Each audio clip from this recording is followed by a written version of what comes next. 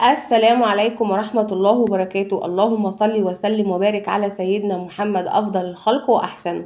أهلا بكم يا حبايبي في قناة اخترنا لك مع نودي. فضلا وليس أمرا، لو عجبك الفيديو بتاع النهاردة لايك للفيديو والاشتراك وتفعيل الجرس علشان أي حاجة جديدة أنزلها توصلك مني بإذن الله.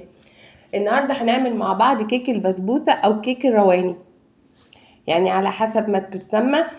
بس الكيكة دي بجد يعني من أخف أنواع الكيك اللي انت ممكن تاكليها.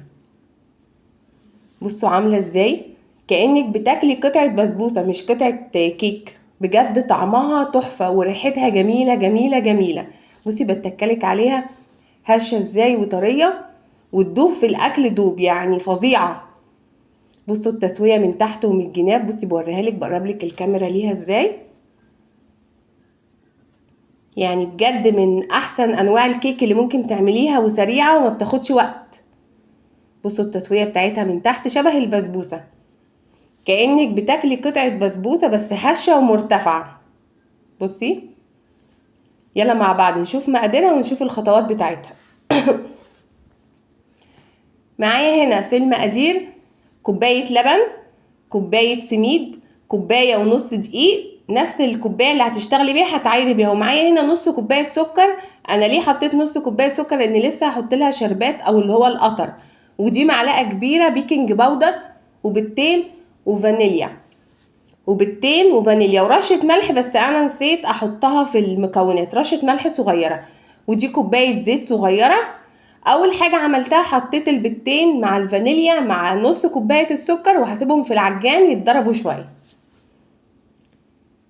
حاولي ما تزوديش السكر لان لسه هيكون عليها هتضيفي لها شربات، فعلى قد ما تقدري قللي السكر، يعني هو يا دوبك يديها طعم.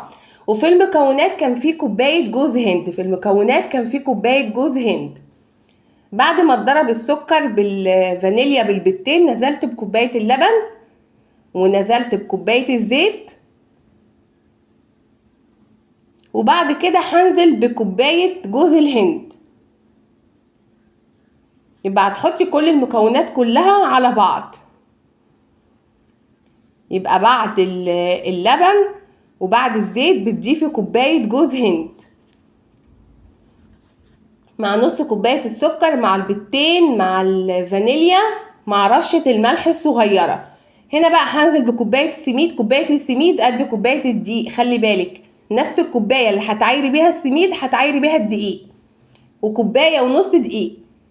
يبقى كوباية سميد كوباية ونص دقيق. الكوباية بتاعت الدقيق هي الكوباية بتاعت السميد عشان يطلع معاكي، عشان تطلع معاكي المعايير مظبوطة وتديكي في الاخر نتيجة مظبوطة بإذن الله. ودي معلقة كبيرة بيكنج باودر عشان تخليها لك هشة ومرتفعة. هنا بعد ما خلصت بقى الخليط، طبعا انت مشغله الفرن مسبقا على درجة حرارة 180 وتدخل في الرف اللي في النص. هي كيك الرواني بتبقى كده، بتبقى سميكة شوية مش زي الكيك العادي لان فيها سميد وفيها جوز هند. اوعي تقولي لا اخفف المكونات ولا اعمل حاجة، لا هي بتبقى كده. وبعد كده هضغط الصينية بتاعتي ضغطتين. عفوا عندي كحة النهارده يا ولاد. هضغط الصينيه كده ضغطتين بس خلي بالك. وبعد كده بتكوني انت محضره الفرن بتاعك على درجه حراره 180 في الرف اللي في النص. وعلى ما الكيك بتتعمل بتكون انت جهزتي الشربات بتاعتها، كوبايه سكر قصادهم كوبايه ميه وعصره ليمونه. او انت لو بتحبي السكر كتير يبقى كوبايه ونص سكر قصادهم كوبايه ونص ميه وعصره ليمونه. اهو انا كنت مجهزه الشربات بتاعي من قبلها بيوم. ده كوبايه سكر وكوبايه ميه وعصره ليمون. اول ما الكيك تبرد ما بتنزليش بالشربات والكيك سخن اول ما يطلع من الفرن، لا استني عليها شويه تبرد وبعد كده انزلي بالشربات بتاعك. مش تبرد كتير يعني تهدى شويه من بعد طلوعها من الفرن.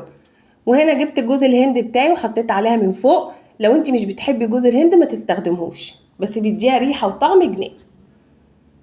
اهي لحد هنا ما تنسوش اللايك يا حبايبي والاشتراك وتفعيل الجرس. قناة اخترنا لك مع نودي. وممكن انتي لو مش متوفر عندك جوز الهند تسيبيها، هي طعمها تحفة ومش محتاجة حاجة. بصي بعد ما افك الصينية هوريها لك بقى. هنا بعد ما فكيت الجانب بتاع الصينية بصي عاملة ازاي، كأنك بتاكلي بسبوسة والله. طعم وريحة خطير خطير خطير.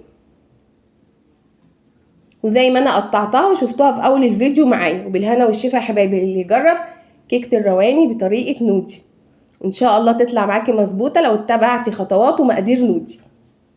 بصوا الطعامة بتتكلم عن نفسها. بالهنا والشفا يا حبايبي اللي يجرب.